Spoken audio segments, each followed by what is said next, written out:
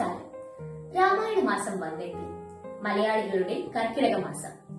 കർക്കിടക കഞ്ഞിയെ പറ്റി നിങ്ങൾ എല്ലാവരും കേട്ടിട്ടുണ്ടാകും. എന്നാൽ പത്തിലത്തോരനെ പറ്റി കേട്ടിട്ടുണ്ടോ? കർക്കിടക കഞ്ഞിയുടെ കൂടെ കഴിക്കാവുന്ന സ്വാദിഷ്ടമായ പത്തിലത്തോരനെ പറ്റി പറയാം. 10 വ്യത്യസ്ത തരം തദ്ദേശീയമായിട്ടുള്ള ഇലകൾ ഉപയോഗിച്ച് ഉണ്ടാക്കുന്നതാണ് പത്തിലത്തോരൻ. കഴുതാമയില, ചേമ്പില, ചീര, വേളിച്ചീര, മൈസൂർ ചീര, മത്തങ്ങ ഇല, കുഞ്ഞു തക്കാളി ഇലകൾ, കുമ്പളങ്ങ ഇല, തകരയില, പയറില എന്നിവയാണ് പത്തിലത്തോരനിൽ ചേർക്കുന്നത്.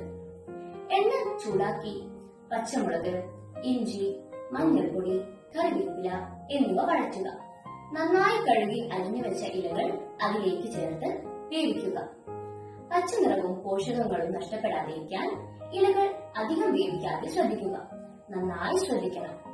തേങ്ങയും ആവശ്യത്തിന് ഉപ്പും ചേർത്താൽ നമ്മളുടെ പച്ചിലത്തോരൻ തയ്യാർ. ആരോഗ്യകാര്യങ്ങളിൽ ഏറെ ശ്രദ്ധ പുലർത്തുന്ന കേരളീയരുടെ ഒരു പോഷക വിഭവമാവട്ടെ പച്ചിലത്തോരൻ. നന്ദി.